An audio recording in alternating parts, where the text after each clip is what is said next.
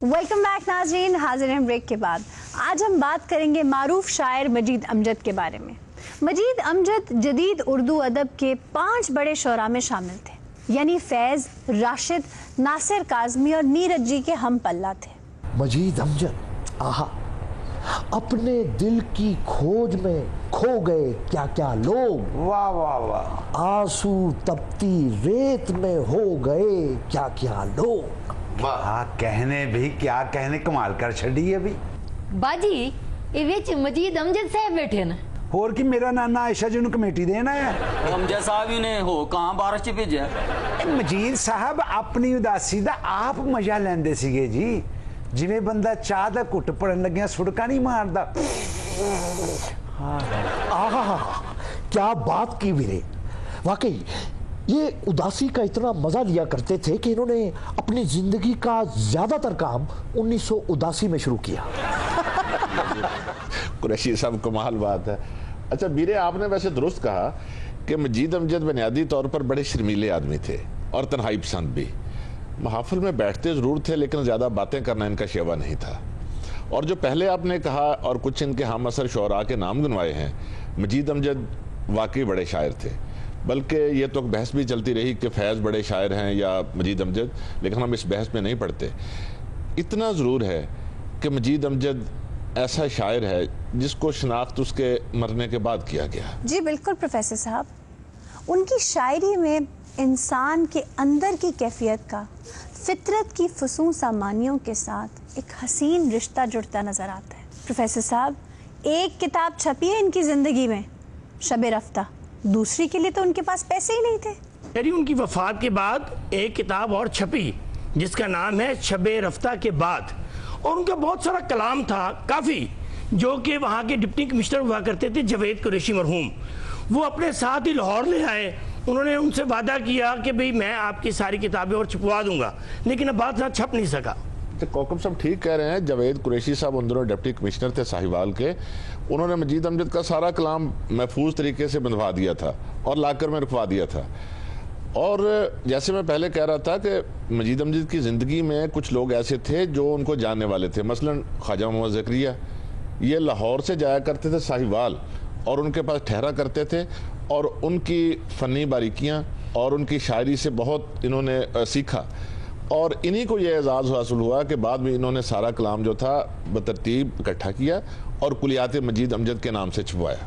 महकते मीठे मस्ताने ज़माने, कब आएंगे वो मनमाने ज़माने, जो मेरे कुंजे दिल में गूंजते हैं, नहीं देखे वो दुनिया ने ज़माने। तेरी पलकों की जुम्बिश से जो टपका, उसी एक पल के अफसाने ज़माने। अच्छा मंजीर साहब वाकई बोलते नहीं ना भी रे, इंज लगदा जिवें इन्हां दी पेंटिंग बनन रही और चुप करके बैठे। बड़े घट ही शायर हुंदे ने जेडे घट बोलते ने, वरना तो शायर गड्डी चढ़न लगे अद्धा कलाम सुना देंदे ने। नहीं, ऐसा नहीं। अक्सर शोराए कराम उनका शेवा गुफ्तगू ना करना होता है। हम भी ऐसे ही थे, मेरा भी शेवा यही था कि गुफ्तगू ना करना, लेकिन फिर बड़ों ने समझाया खाली शेवा कराने का फायदा नहीं, कुछ गल्लां भी करनियां पैंदियां ने। मजीद अमजद साहब, तुसा एडे सादा हवे सारी जिंदगी गुरबत च गुजारी, तुसा अपनी जिंदगी तब्दीली क्यों नहीं लेके आए? ओए एडे भी नहीं सादा, वे उदासी ना एनक मैच कीती। हां जी, वो एनक इंज लई जिवें शायरी रफू करदे थे। बिल्कुल कमाल बात करते हैं आप। मजीद अमजद ने अपनी ज़िंदगी जैसे भी बसर की, अपने आप को कभी गरीब नहीं समझा। और मैं कुरैशी साहब आपकी खिदमत में अर्ज़ करना चाहता हूँ कि मजीद अमजद यारों में जब बैठते थे, स्टेडियम होटल इनके बैठने की ख़ास जगह थी। और जाफ़र शिराजी, अब्दुल कयूम सबा जो उनके हम असर थे, मेरी उनकी ज़ाती मुलाकातें हुई उनसे। वो कहते हैं कि जब भी होटल पे बैठे हैं, कभी एक बार ऐसा नहीं हुआ कि पैसे किसी और ने दिए हों। बड़ी गल है भी, वरना अक्सर इंज ही हुंदा कि शायर दी शायरी अपनी हुंदी है, चाहवां किसे दी ही हुंदी है। मसीह हो खिज़र की उम्रें निसार हो उन पर, वो एक लम्हा जो यारों के दरमियान गुजरे।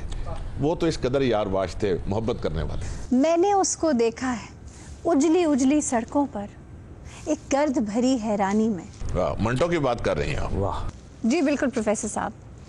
फलती फैलती भीड़ के अंधे ओंधे कटोरों की तोयानी में, जब वो खाली बोतल फेंक कर कहता है, दुनिया तेरा हुस्न यही बदसूरती है। आयशा मजीद अमजद बुनियादी तौर पर नज़्म के शायर थे। गज़लें उन्होंने अपनी नज़मों से कम लिखी हैं, और जो सबसे बड़ी बात है कि रवायती शुअरा की तरह वो भी दिल फेंक थे ज़रा। मजीद अमजद साहब तू सारे उदास क्यों हुई वे? शायर ते बड़ा फ्लर्ट करें दिन, उन्हें दे इश्क माशके चल दिन, ਤੁਹਾਡਾ ਕੱਖ नहीं चलिया? सोनी आप ਉਹਨਾਂ ਨੂੰ ਦੇਖ ਕੇ ਲੱਗਦਾ ਉਹਨਾਂ ਦਾ ਕੱਖ नहीं बचे। सोनी जी तुम्हें किसने कह दिया वो रोमांटिक नहीं थे? वो तो बड़े रोमांटिक थे। तू ਉਹਨਾਂ ਦੇ ਰੁਕੇ ਪਹੁੰਚਾਉਂਦਾ ਰਿਹਾ।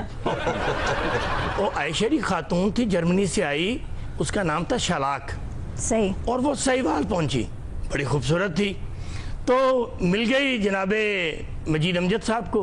उन्होंने उन्हें चाय वाय पिलाई उस, और साहिवाल की सैर भी करवाई, और उसने शलाक ने कहा कि मजीद अमजद साहब मैं तो जाना चाहती हूँ कोयटा।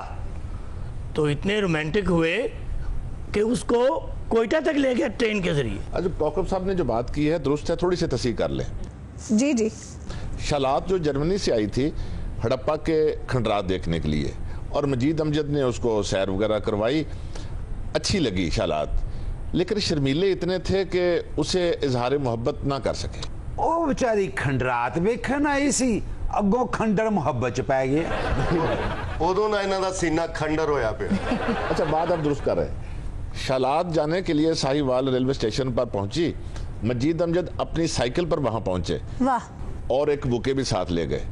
अब शर्मीलापन देखिए कि फूल देते हुए भी उन्हें एक शर्मिंदगी का सामना था। उससे बातें करते रहे, और सोचा कि जब वो ट्रेन में बैठ जाएगी फिर फूल पेश करूंगा और दिल की बात करूंगा।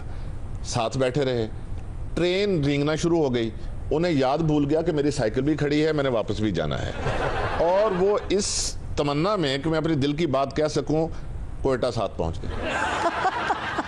और मजीद अमजद की शोहरा फाक नज़म जो म्यूनख है, उसका पस मंज़र यही शालात है। और ये नज़म मजीद अमजद ने क्रिसमस वाले दिन कही थी, और इतनी खूबसूरत नज़म है कि म्यूनख सारा बर्फ़ में ढका हुआ है और मजीद अमजद एक आग में सुलग रहा है। कद्दा शेर भी सुना दियो। तो नज़म बड़ी तवील है। आखिरी उसका मिसरा है कि चार सू जिस तरफ कोई देखे, बर्फ़ गिरती है, साज बजते। वाह वाह वाह प्रोफेसर साहब, ਤੁਹਾਡੇ ਵਰਗੇ ਬੰਦੇ ਦੀ ਚੱਲਦੇ ਪੱਖੇ 'ਚ ਧੋਤੀ ਆ ਜਾਂਦੀ। ऐसा बड़ा शायर, लेकिन जिंदगी कसम पुरसी में गुजार दी। उम्र तो जैसे कटी सो कटी, मौत भी शाइस्तगी से नहीं आई। साहिवाल के क्वार्टर में न जाने किस पहर चल बसे, और किसी को कानों कान खबर तक न हुई। वो कहते हैं ना, मैं जब यहाँ से न गुजरूंगा कौन देखेगा। इतना बड़ा शायर, और उस शायर की मैयत को उठाने के लिए गाड़ी नहीं मिल रही थी। फिर किसी ब्यूरोक्रेट को तरस आया तो कूड़े वाली एक गाड़ी का इंतज़ाम कर दिया। कूड़े वाली गाड़ी को धुलवाया गया और एक कारपेट बिछवा दिया गया उसमें। कारपेट क्या था? एक बोसीदा कालीन। और यूं मजीद अमजद अपने सफ़र आखिरत पर रवाना हो गए।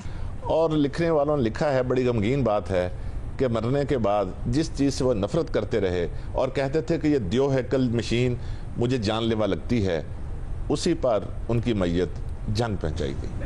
सही प्रोफेसर।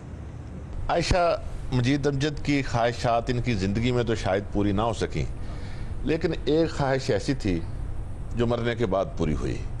इन्होंने एक गज़ल में कहा था कि कटी है उम्र बहारों के सोग में अमजद, मेरी लहद पे खिले जावदां गुलाब के फूल। कहते हैं कि इनकी कब्र के इर्द गिर्द हमेशा गुलाब के फूल महकते रहते हैं। वाह जी वाह। जी जी, अता कीजिए। एकंज आफियत तुझे पाकर पता चला, क्या हम हमें थे गर्दे सर राह गुजर में। ओ ये देख भाई, ये देख। आयशा जी ਇਹੋ ਜਿਹੇ शायर महबूबा ਨੂੰ शेर सुनाते सुनाते खाई च डिग पैंदे ने। किस बेवकूफ ने कहा था तुम्हें शेर सुनाने को? बेइज्जती अपनी भी करवाई है और मजीद अमजद भी नाराज हुए बैठे हैं। मेरे जैसा तलफ़ुज़ हिंदो सिंध में आपको नहीं मिलेगा। प्रोफेसर साहब ये बात ना कहें किस बेवकूफ ने, क्योंकि मिस आयशा ने कहा था तुम शेर सुना। नाज़रीन, we are taking a break here. Please stay with us.